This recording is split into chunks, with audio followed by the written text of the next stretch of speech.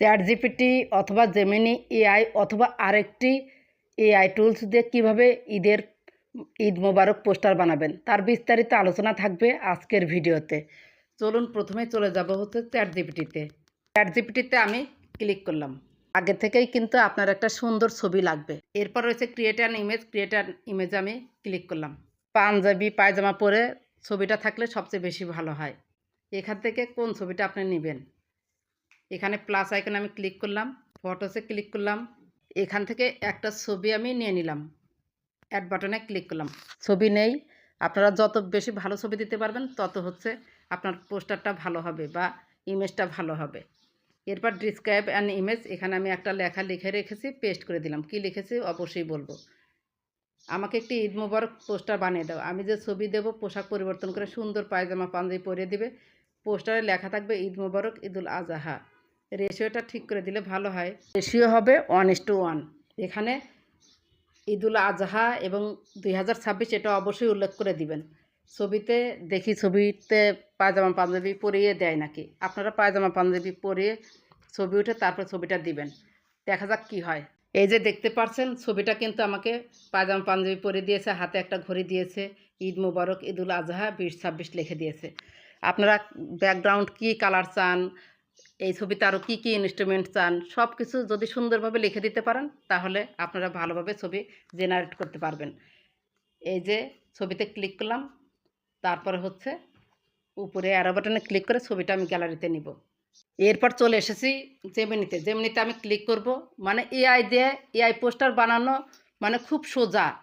অনেক জায়গা থেকে আপনি এআই পোস্টার ফ্রিভাবে বানাতে পারবেন। এরপর ক্রিয়েট ইমেজ রয়েছে, ক্রিয়েট ইমেজে আমি ক্লিক করলাম। ডিসক্রাইব ইওর ইমেজ, এখানে আগে আমি ছবিটা দিব। প্লাস আইকনে ক্লিক করলাম, গ্যালারি আইকনে ক্লিক করলাম, ছবিটা দিয়ে দিব। এটা আমি সিলেক্ট করলাম, অ্যাড বাটনে ক্লিক করে দিলাম।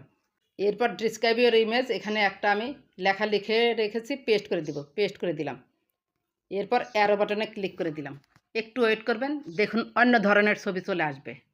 এই যে দেখুন অসাধারণ একটি ছবি দিয়েছে, কি সুন্দরভাবে জাস্ট প্রম্পট পেস্ট করেছি, ছবিটা দারুণ হয়েছে।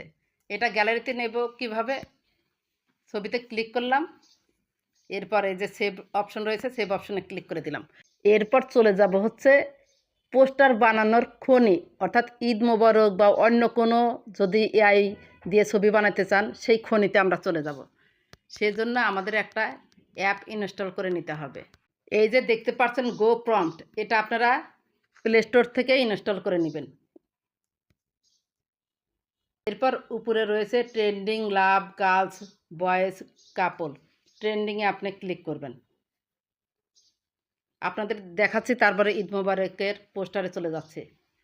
এই যে দেখতে পাচ্ছেন এগুলো হচ্ছে ট্রেন্ডিং হচ্ছে ছবি।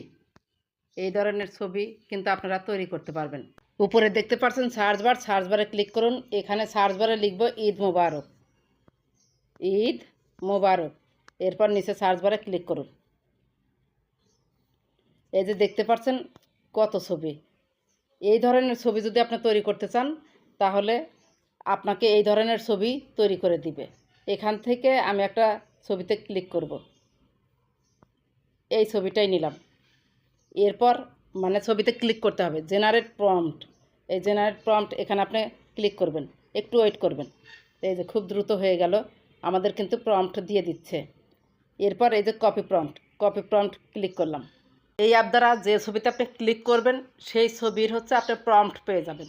অর্থাৎ এই ধরনের ছবির প্রম্পট আপনি এখান থেকে জেনারেট করতে পারবেন অথবা সংগ্রহ করতে পারবেন। দেখুন এই যে জেনারেট প্রম্পট আছে না, জেনারেট প্রম্পটে আমি ক্লিক করলাম। একটু ওয়েট করলেই আমাকে এই ছবির মতো একটি প্রম্পট দিবে। এরপর এখানে এই যে কপি প্রম্পট আছে না, কপি প্রম্পট করে নিয়ে চ্যাট জিপিটি অথবা জেমিনিতে গিয়ে আপনার ছবি সহ এই প্রম্পটটা পেস্ট করলেই এই ধরনের ছবি পেয়ে যাবেন। আশা করি এই অ্যাপের কাজ কি বুঝতে পেরেছেন।